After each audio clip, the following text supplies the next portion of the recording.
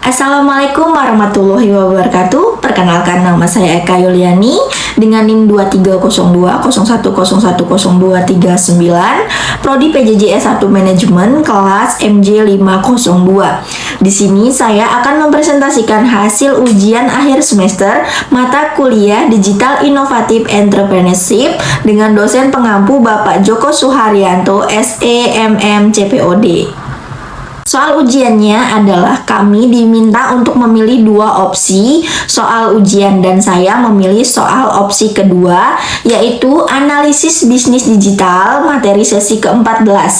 Tugasnya adalah melakukan analisis mendalam terhadap konsep dan penerapan bisnis digital berdasarkan materi sesi ke-14, yaitu tentang bisnis digital.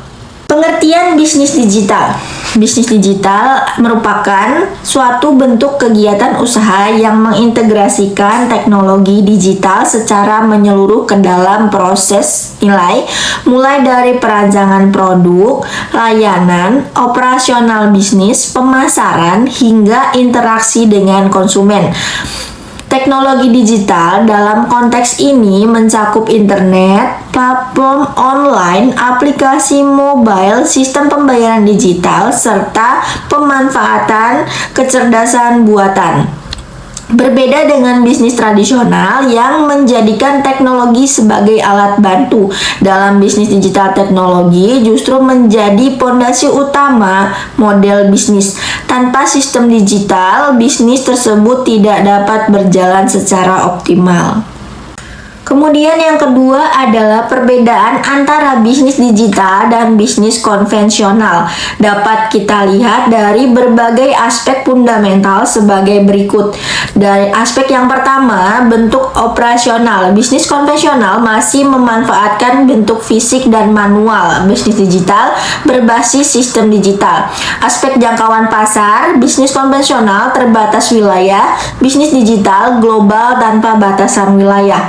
Kemudian interaksi pelanggan, bisnis konvensional harus bertatap muka secara langsung, sedangkan bisnis digital melalui online dan juga real time.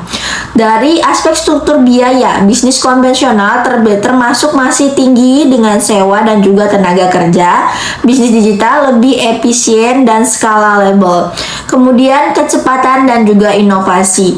Pada bisnis konvensional masih relatif lambat, sedangkan pada bisnis digital termasuk sangat cepat dan juga adaptif.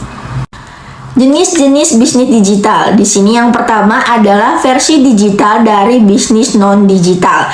Jenis bisnis digital ini merupakan transformasi dari bisnis konvensional ke platform digital tanpa mengubah produk inti yang ditawarkan.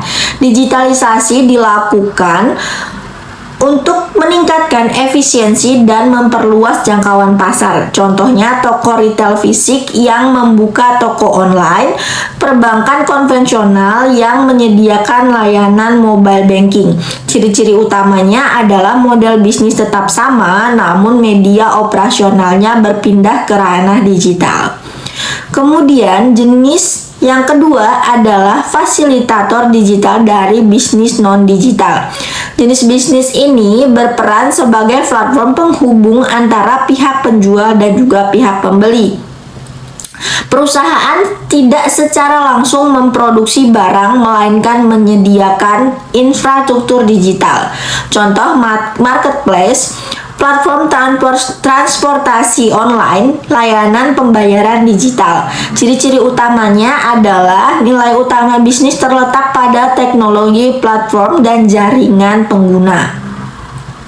Kemudian bisnis digital yang ketiga adalah bisnis digital hybrid. Bisnis digital hybrid merupakan kombinasi antara aktivitas fisik dan aktivitas digital yang saling terintegrasi. Contohnya e-commerce dengan gudang logistik sendiri, layanan pesan antar berbasis aplikasi. Ciri-ciri utamanya adalah menggabungkan kekuatan digital dan dunia nyata secara seimbang. Di sini saya mengambil studi kasus sebuah perusahaan yang bernama Momo yang berasal dari Thailand. Taiwan.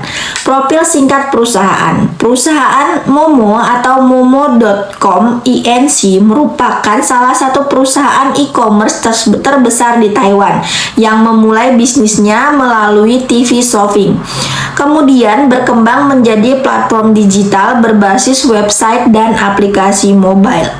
Jenis bisnis digital yang diterapkan, Momo termasuk ke dalam bisnis digital hybrid karena yang pertama, menggunakan platform digital sebagai media transaksi utama.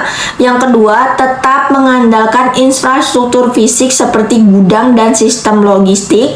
Kemudian yang ketiga, mengintegrasikan media televisi, web, dan aplikasi mobile dalam satu ekosistem bisnis. Kemudian keunggulan bisnis digital Momo. Yang pertama, pasar tanpa batas. Melalui platform digital, Momo mampu menjangkau konsumen di seluruh Taiwan tanpa harus membuka toko fisik di setiap wilayah. Operasional bisnis dapat berjalan 24 jam per hari sehingga meningkatkan kenyamanan dan aksesibilitas bagi pelanggan. Hal ini menunjukkan bahwa bisnis digital memungkinkan ekspansi pasar yang jauh lebih luas dibandingkan model konvensional. Kemudian yang kedua adalah potensi penghasilan. Model bisnis digital Momo memungkinkan perusahaan memperoleh pendapatan dari volume transaksi yang tinggi, promosi digital berbasis data, dan penjualan lintas produk atau cross-selling. Selain itu, biaya operasional yang lebih rendah dibandingkan toko fisik menjadikan profitabilitas bisnis yang lebih optimal. Kemudian keunggulan yang ketiga dari Momo adalah pemanfaatan teknologi digital. Momo secara aktif memanfaatkan teknologi digital antara lain analisis data pelanggan untuk memahami pola konsumen. Kemudian aplikasi mobile untuk meningkatkan loyalitas pelanggan. Dan yang ketiga, sistem logistik terintegrasi untuk pengiriman yang cepat dan juga efisien. Teknologi tidak hanya mendukung bisnis, tetapi menjadi sumber keunggulan kompetitif utama dari Momo. Transformasi digital dan usulan pengembangan bisnis.